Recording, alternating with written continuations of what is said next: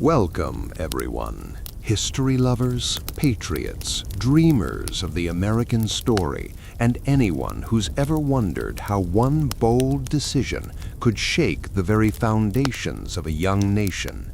But stop everything right now, because here's the most astonishing truth you will hear today. In 1832, a battle-scarred president named Andrew Jackson looked the most powerful financial monster in America straight in the eye, called it a hydra of corruption that threatened every farmer, mechanic, and laborer, and then deliberately destroyed it, knowing full well it might unleash years of economic chaos, bank runs, ruined lives, and a depression that nearly broke the republic. What followed was not just politics, it was a raw human drama of power, revenge, triumph, and tragedy that forged the volatile world of free banking and changed America forever. Grab your seat, because this is the epic true story of the bank war, told as it unfolded, one heartbeat, one veto, one panic at a time. Picture Philadelphia in the crisp autumn of 1832, the grand marble halls of the Second Bank of the United States rising like a Greek temple on Chestnut Street, its vaults stuffed with millions in gold and silver, its notes circulating as the lifeblood of commerce from Boston to New Orleans. This wasn't just any bank. Chartered by Congress in 1916 with a 20-year monopoly, it was the federal government's fiscal agent, holding public deposits, regulating state banks by demanding they settle in hard specie, and wielding influence that made European investors and a handful of America's richest families its quiet masters. More than a quarter of its stock was held overseas. It wasn't a modern central bank with fancy monetary tools, but it was the closest thing the young United States had to one, a colossus that could expand credit in good times and contract it in bad, stabilizing currency while enriching its directors. Its president, the elegant, aristocratic Nicholas Biddle, a brilliant Philadelphia financier who dabbled in poetry and literature, ran it like a private empire. Under his watch since 1823, the bank had recovered from the scars of the Panic of 1819, when reckless lending and sudden contraction had left farmers bankrupt and businesses shuttered. Biddle believed in prudent expansion, in the bank's independence from politicians. He saw himself as the guardian of sound money. But 400 miles south, in the White House, another man saw something far darker.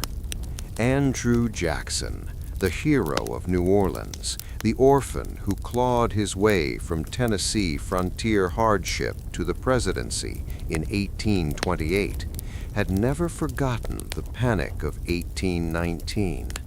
As a young lawyer and land speculator, he had watched friends ruined when the bank tightened credit. To him, it was no neutral institution. It was a monster that favored the wealthy few, foreigners included, over the common man. Jackson's Kentucky and Tennessee roots ran deep with Jeffersonian suspicion of concentrated power.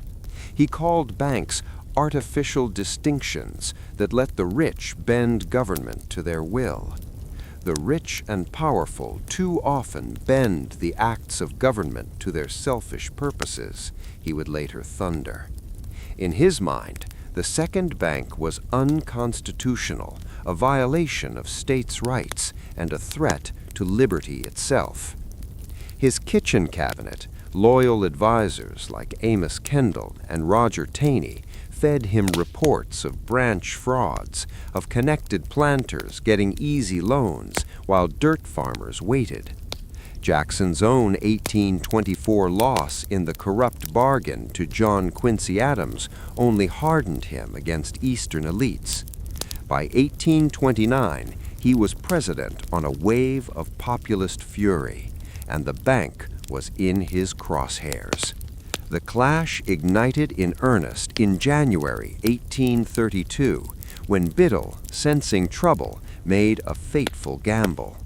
With the bank's charter not due to expire until 1836, he urged his allies in Congress, National Republicans led by Henry Clay and Daniel Webster, to push for early recharter. It was a political trap. Force Jackson to act before the November election, paint him as anti-business, and ride the bank's vast resources to victory. Bills sailed through both houses by summer. Jackson, vacationing at the Hermitage, but kept in constant touch by courier, fumed. On July 4th, the bill landed on his desk. He took 4 days consulting his inner circle, then on July 10th, delivered one of the most explosive veto messages in American history. Imagine the scene in the Senate chamber as the clerk read Jackson's words aloud, words that would echo across taverns, farms, and newspapers for months. A Bank of the United States, in many respects, convenient for the government and useful to the people, it began, conceding the point before striking like a thunderbolt. But some of the powers and privileges possessed by the existing bank are unauthorized by the Constitution, subversive of the rights of the states, and dangerous to the liberties of the people. Jackson argued the bank created monopolistic privilege, that its stock was held by the rich and foreigners who profited at the expense of ordinary Americans. It is to be regretted that the rich and powerful too often bend the acts of government to their selfish purposes, he declared. The humble members of society, the farmers, mechanics, and laborers who have neither the time nor the means of securing like favors to themselves, have a right to complain of the injustice of their government. He rejected the Supreme Court's earlier ruling in McCulloch v. Maryland as mere opinion, not binding on the executive. The veto wasn't just a policy disagreement, it was a declaration of war on concentrated wealth. The Senate tried to override, but fell short, 22-19. Jackson had drawn the line. The 1832 election became a referendum on the bank. Clay, the National Republican nominee, made recharter his centerpiece. Pro-bank newspapers and pamphlets flooded the country, funded quietly by Biddle's coffers. Cartoons depicted Jackson as King Andrew I, trampling the Constitution with a veto scepter. But Jackson's Democrats countered with rallies, hickory poles, and fiery speeches, framing the fight as the people versus the moneyed aristocracy. "The bank is trying to kill me," Jackson told supporters, "but I will kill it." He swept to re-election with 54% of the popular vote and 219 electoral votes, carrying the South and West decisively. The people had spoken, or so Jackson believed. With his mandate fresh, Jackson moved decisively in 1833. He distrusted the bank's safety for public funds and ordered an investigation. The House cleared it, but Jackson ignored the majority. His new Treasury Secretary, Roger Taney, a fierce anti-bank loyalist, began quietly selecting pet banks, state-chartered institutions friendly to Democrats, mostly in the West and South. On September 18th, Jackson read a statement to his cabinet. The deposits would be removed in installments starting October 1. Pro-bank Treasury Secretary William Duane refused and was fired. Taney took over. Federal money flowed out of the Philadelphia giant into 22 pet banks. Biddle, furious, struck back. He ordered a sharp contraction of credit, calling in loans, raising interest rates, demanding specie from state banks. The ties of party allegiance can only be broken by the actual conviction of distress in the community. Nothing but the evidence of suffering abroad will produce any effect in Congress. For months, businesses failed, unemployment spiked, merchants begged for relief. Biddle hoped the manufactured panic would force Congress to restore the deposits and re-charter the bank. It backfired spectacularly. Public outrage turned against him. Petitions poured into Washington demanding the bank bend. By spring 1834, Biddle eased the pressure, but the damage was done. The Whig Party was born from the chaos, with Clay and Webster railing against executive tyranny. Jackson was censured by the Senate in March 1834, the first such rebuke of a president, but he never blinked. "Go to Nicholas Biddle," he told complaining businessmen. "We have no money here. Biddle has all the money." By 1836, the federal charter expired. The bank limped on as a private Pennsylvania corporation with Biddle, but its national power was shattered. Jackson, ever the hard money man, issued the specie circular in July, requiring gold or silver for public land sales over 320 acres. It aimed to curb wild speculation fueled by paper notes from unregulated state banks, but it drained specie eastward, leaving coastal banks vulnerable. The Deposit and Distribution Act that same year scattered surplus federal funds into pet banks, further loosening controls. State banks exploded in number, from about 330 in 1830 to over 700 by 1837, issuing notes with reckless abandon. Land speculation boomed in the West. Cotton prices soared on British demand. It was the free banking era Jackson had unwittingly ushered in. No central regulator, just state charters, wildcat banks, printing money backed by little more than optimism and sometimes fraud. For a brief, heady stretch in 1834 to 1836, the economy roared, 6.6% annual growth, surging land sales from $2 million a year in the 1820s to $25 million in 1836.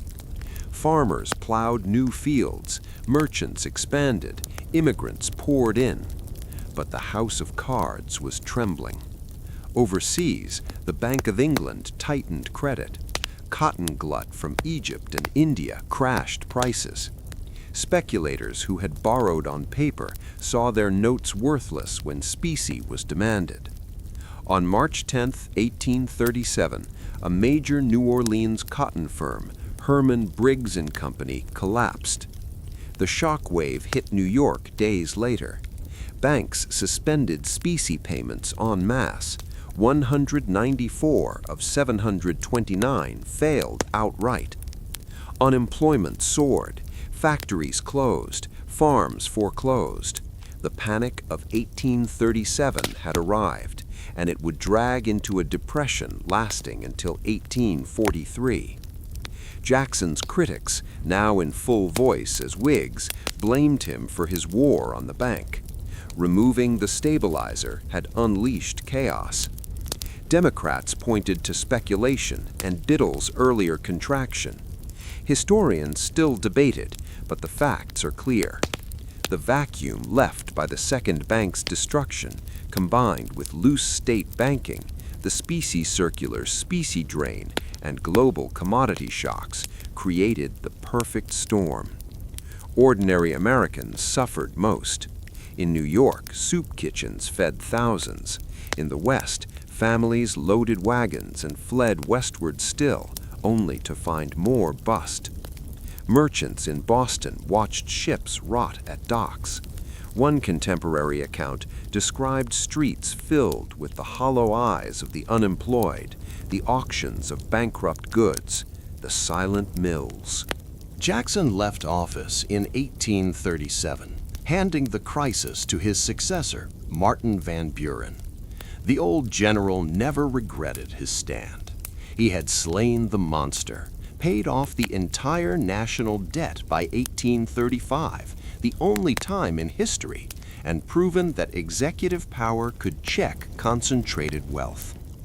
Yet the free banking era that followed was volatile indeed. Wildcat banks with colorful names and even more colorful failures, repeated panics in 1839 and beyond, until the National Banking Acts of the Civil War era finally brought order.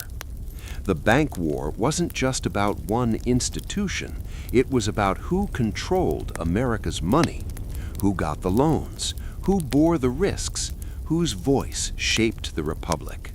It pitted Jacksonian democracy against Hamiltonian finance, populism against expertise, hard money against paper dreams. It left scars. The Whig Party rose as opposition. States' rights rhetoric deepened sectional divides that would explode in the 1850s. And the lesson of unregulated banking echoed into future crises.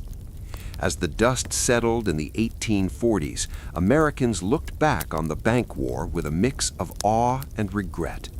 Jackson's portrait still hung in countless homes, his veto message reprinted in school books as a defense of the common man. Biddle faded into lawsuits and liquidation. The grand Philadelphia building became a relic. Yet the story endures because it captures the raw soul of America. A nation born in revolution, forever wrestling with power, whether in the hands of kings, bankers, or presidents. The volatile free banking that followed tested the experiment in self-government like nothing else. Fortunes were made and lost overnight. Innovation surged in some corners, ruin in others. And through it all, the ordinary citizen, the farmer plowing by lantern light, the mechanic hammering in a shuttered shop, the laborer marching for work, emerged as the true hero, demanding a government that served the many, not the few. So, what kind of story would you like next? A tale of frontier heroes, Civil War spies, roaring 1920s gangsters, or maybe something from the space race or women's suffrage? Be sure to comment below and let us know. Your ideas fuel these journeys through America's past. Wishing you all the very best. May your own adventures be filled with courage, curiosity, and a little bit of that Jacksonian fire. Until next time, God bless America and take care.